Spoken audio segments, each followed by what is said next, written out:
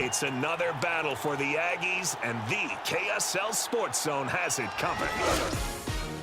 It's a Black Friday showdown for the Aggies as they welcome in Boise State to Logan. Your home for all the play-by-play coverage of Aggie football is right here on 97.5, the KSL Sports Zone. This is Hans Olsen and Scotty G, presented by Mountain Land Supply on 97.5, the KSL Sports Zone. Hans Olsen, Scott Gerard, 97.5, the KSL Sports Zone. Hope you're all having a tremendous day. Boy, it is time to talk some BYU football. Now, remember, we're moving all the shows up a day because normally we do Cougar Preview on Wednesday, Utah Preview on Thursday, but because it's Thanksgiving, we're sliding Cougar Preview to today and U Preview to tomorrow. All right, Hans. We talked about this on the morning after, and I'm sure you addressed this yesterday, but I've got to say one of the more underrated flexes you can do on a team to break their will, and because you're all about dominance. Mm-hmm. And I've known you for 20 years. Mm-hmm. Like, there is nothing more than you can do. You can say all the things in the world, but ultimately, if you really want to flex on a team, it's not about coming from behind in the fourth quarter and winning a game. It's about not allowing a team to have an opportunity to come from behind and win a game. Yeah. The four-quarter drill of a football team to take the ball and you feel like you have all the momentum. You just scored a touchdown. You've got all the momentum. You got your timeouts, and all you got to do is get that 3 and out, get the ball back to your offense, and they have a chance to go and get the win. You're only up by 6. The crowd's going nuts. They're feeling it. And all you do is handoff for 4, handoff for 7, handoff for 5, handoff for 6. You have to use timeout. You get past the 2-minute timeout. And the only way that the ball gets back to your offense is because L.J. Martin decided to score a touchdown instead of taking a knee at the 1-yard line, which he did the right thing, by the way. Score the touchdown, get a few more style points, and that deflated the crowd. You were there. That deflated the crowd, deflated the defense because they weren't getting the ball back. Because this drive is so impressive, and you brought it up. You want me to give you the drive? Yes. Okay. So here's the drive. BYU gets the ball with 4 minutes, 30 seconds. Well, they kick off 4 minutes, 30 seconds. They actually possess it at 4:25. Goes shotgun snap, handoff to L.J. Martin, 7-yard gain.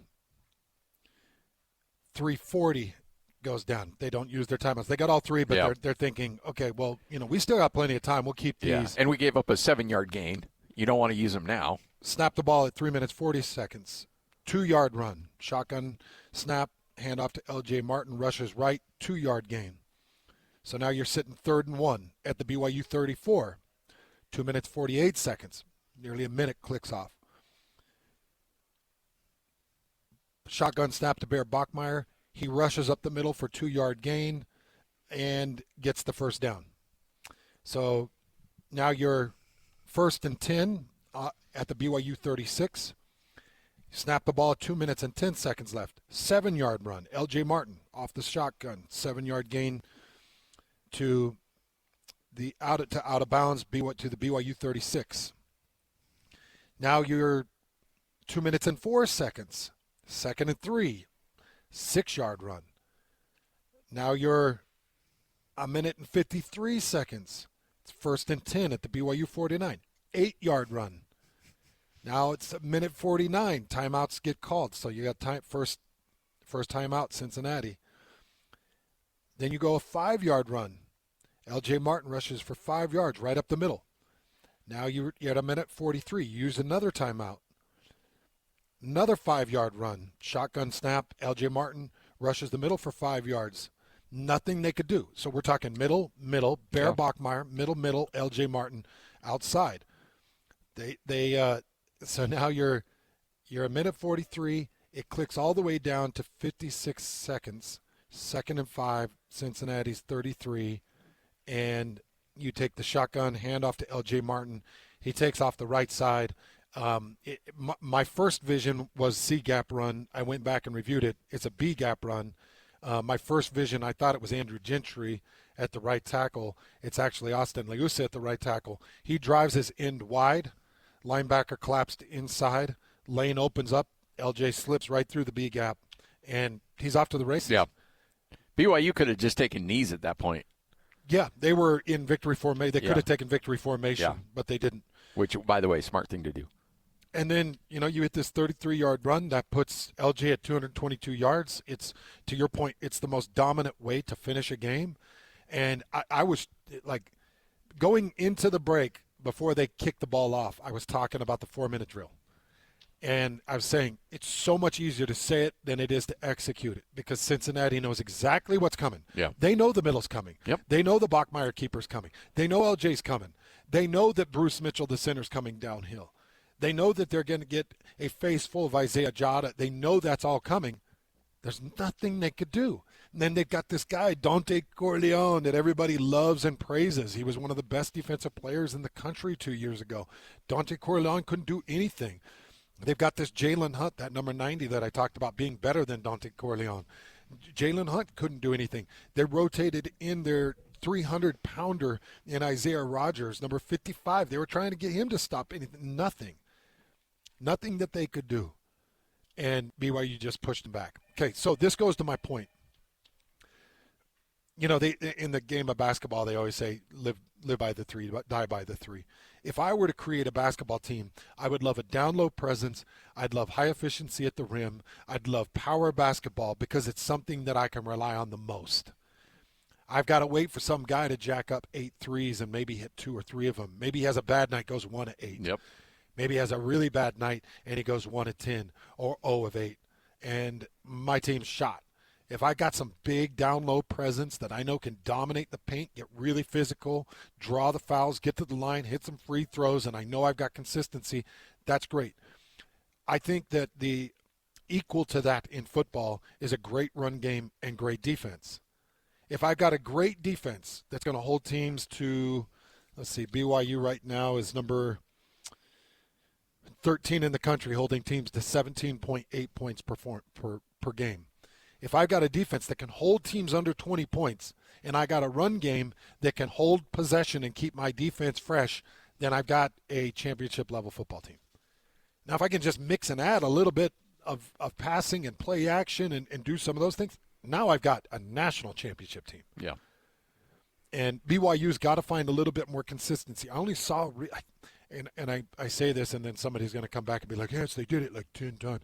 I think I only saw one deep, true play-action take where, Bear Bachmeier hunkers down on the play-action, drops his shoulder, drops back to the pocket, and hucks it over the top and kind of overthrew it. I think that was only one real deep shot. I think this is what I would do. I think against UCF, I run it 48 times. I try to get 300 yards on them. I hold possession. I'm hoping Enoch Nawahine or Javessa Damuni or Preston Rex or anybody can go and take those carries, pound, keep the possession, run the clock, get out of the UCF game with a 10-point win, and give Texas Tech this look like, okay, last time we played them, max protect, all downhill, number 4 didn't look overly healthy. The UCF games and Cincinnati games, boy, they went all run, heavy run. Number 4 looked better. UCF, there was some good rotation. And in their mind, they're just calculating gaps. They're calculating runs. They're calculating max protect. And they're not calculating for the unexpected.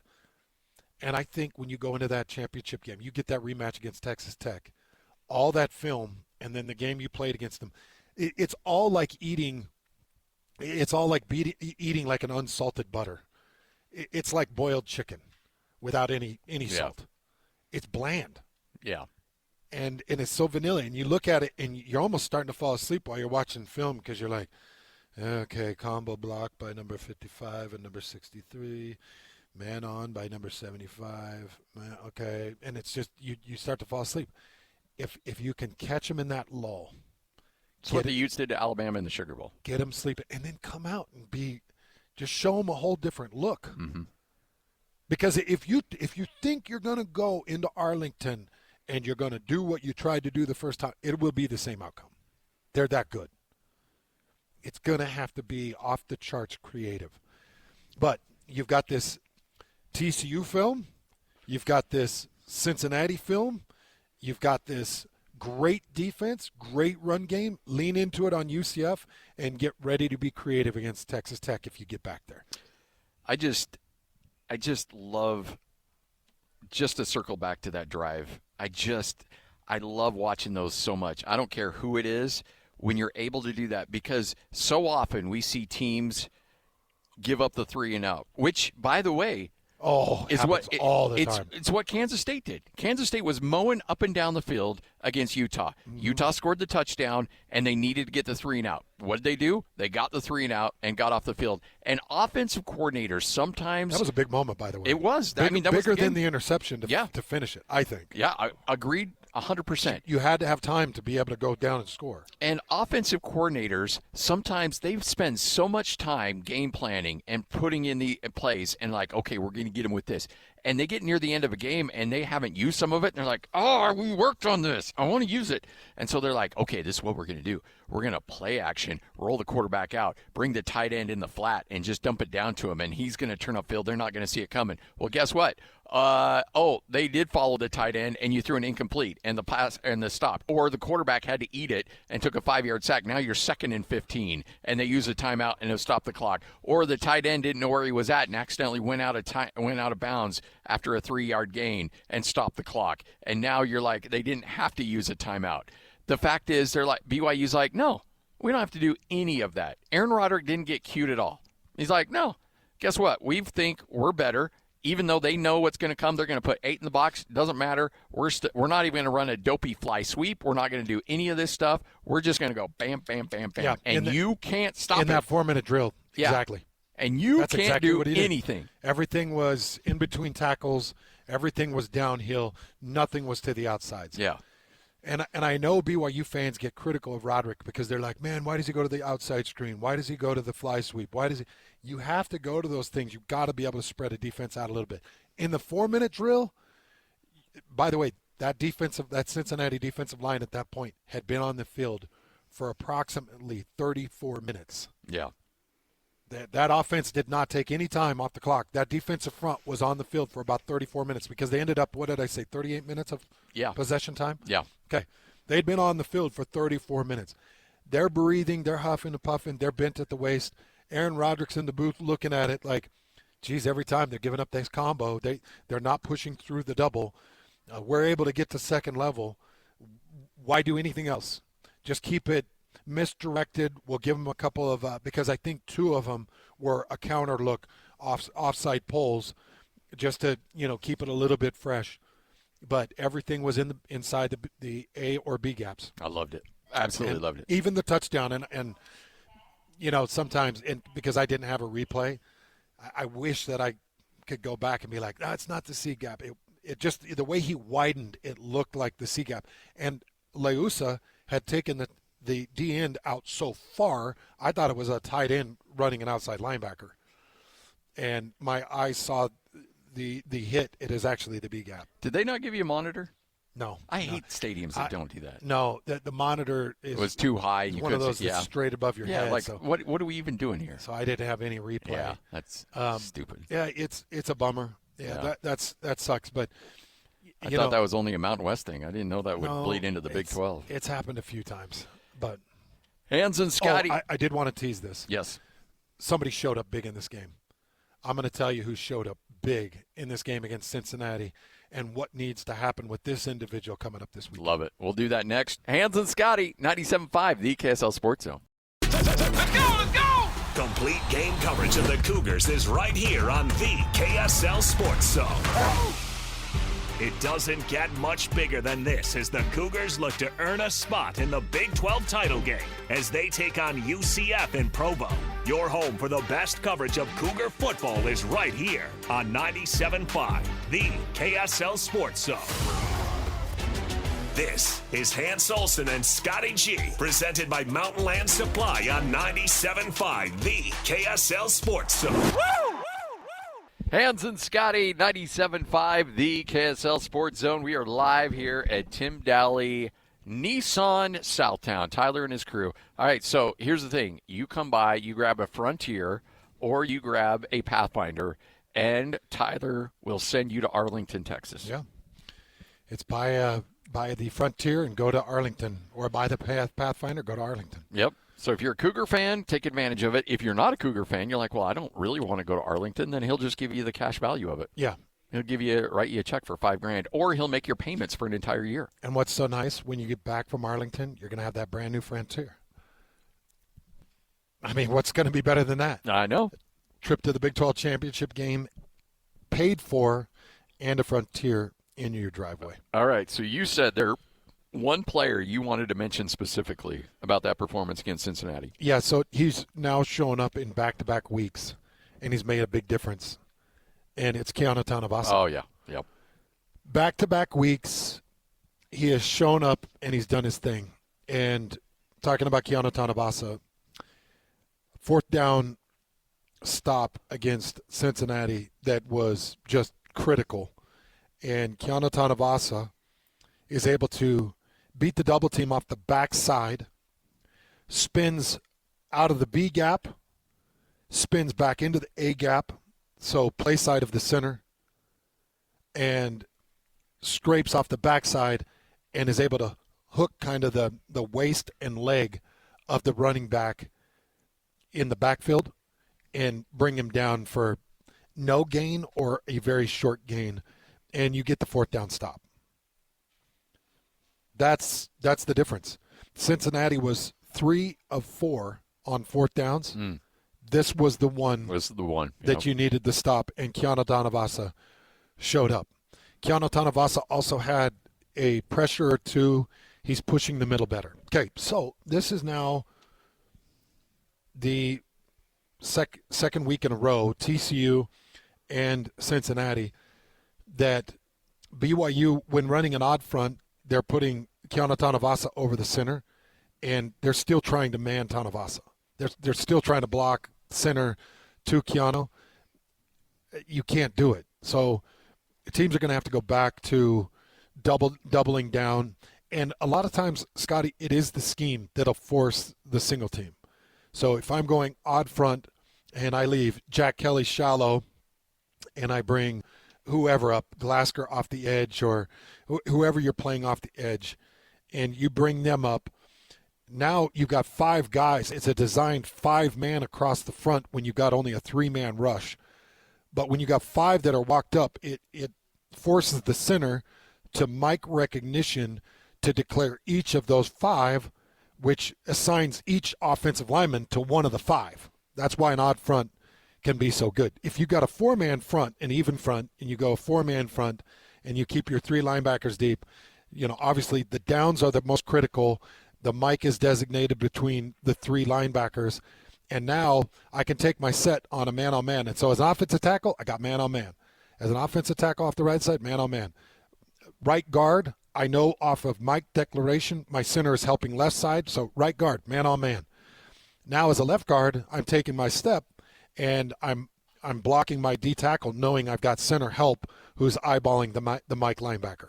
Okay. Now max protect, what that does is that adds a running back coming in and chipping. So now as an offensive tackle, I know I've got man on with running back chip help, and then as an offside tackle, or the other tackle, I've got a H back who's motioned across, and I know I've got H back chip help. That's a max protect. So now I know I've got offensive tackle help. What happens is in that odd front, I've got men walked up. I've got assignments across each for all of the offensive line. So now I take my set at that linebacker. He doesn't come. He vacates for a pass block. Now as a nose tackle, if I get penetration on that center on man, now I've got spin techniques. I've got push-pull techniques. I've got one-on-one techniques that I can get a pass rush and I can get some penetration. That's a long, detailed explanation of what's happening with Keanu Tanuvasa. He's getting a lot of man-on-man looks, one-on-ones, and he's beating them. He's beating them with spin moves, push-pulls. He had the one sack that he had last week against TCU. He had a man-on-man look. He went to the push-pull with the arm over, and got the sack. In this particular fourth down stop, he had B gap responsibility. He had a combo design, spins off of the B gap, combo design back into the backside of the play and makes that tackle. Like that's what you got to get from Keanu Tanuvasa. Yeah. Yep. If he does this against USF, then the next thing you know, you're like, geez, he was worth every penny. Oh, yeah. And some. If you go into that Texas Tech game and you're liking the odd front and you like finding ways to get Keanu Tanuvasa a one-on-one, well, the next thing you know, now they're calling protections to a mic that forces a double team to Keanu Tanuvasa. That frees up somebody. Now somebody's got to do something. John Tamaprio, he's got to do something. You bring Bodie Schoonover in to a 3 technique knowing that they're going to go to the minus technique or the 1 technique where Keanu Tanuvasa is. Now you're telling Bodie Schoonover, if you get the one-on-one, you got to press the middle. You got to get penetration.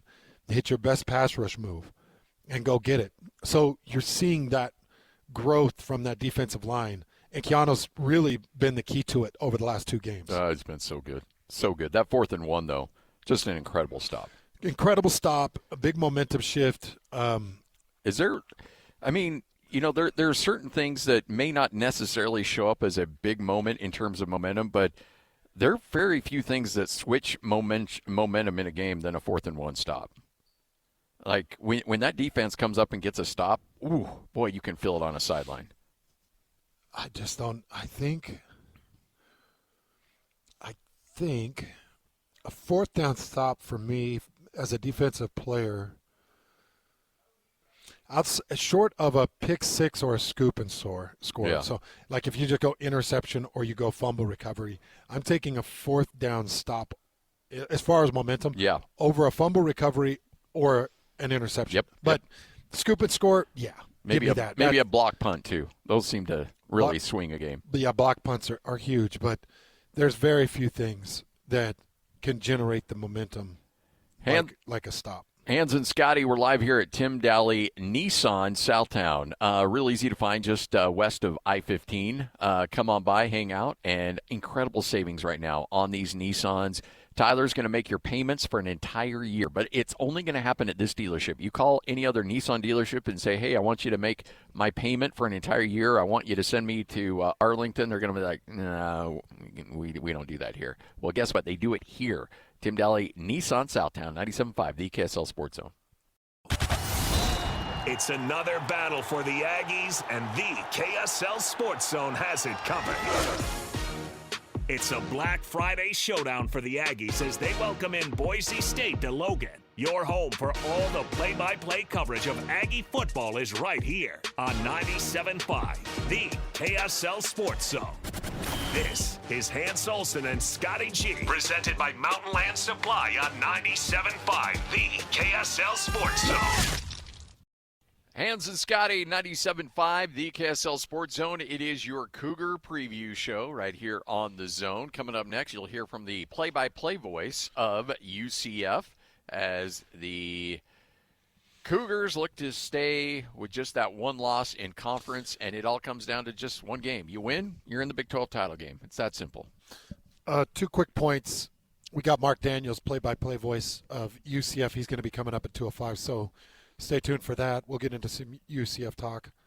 But, you just think about where BYU currently stands, what the AP did, what the CFP is going to potentially do. Yeah. My feeling is they probably leave you at 11, and you just don't see a lot of movement. Even though you get a good road win over a good Cincinnati team, you add another win over a team with a winning record on the road. You just can't continue to stack those. I don't know how much it's going to help you, but I'm expecting to be let down by the CFP coming up tonight. And then a really quick Chase Roberts thought and update. You don't need him against UCF. Just get by UCF. Like I said, pound the rock. Don't get cute and creative. Secure the win and do it the way you can do it. Great defense. They shouldn't be able to score anything over 14 points. Do it with great defense. Hold them underwater. Possess the ball. Run it. And just secure the win. I feel like Chase Roberts should be good for the championship game. Just looking at how it happened, when he exited, what he did after he exited, Kalani Sitake in the post game, it all kind of lends to we think Chase is going to be okay. If he's good enough to go against UCF, go. Go get the yards, go get a couple more touchdowns, continue to seal your legacy. But Chase Roberts is going to be critical against Texas Tech. Critical. Absolutely. Can't play that game without him. Nope. So make sure that whatever you do, he's ready to go. I just kind of want to hopefully calm the fears. It did not seem like a significant injury. It seemed precautionary and reasonable. Nothing crazy. So that's my hope. 97.5, the KSL Sports Zone.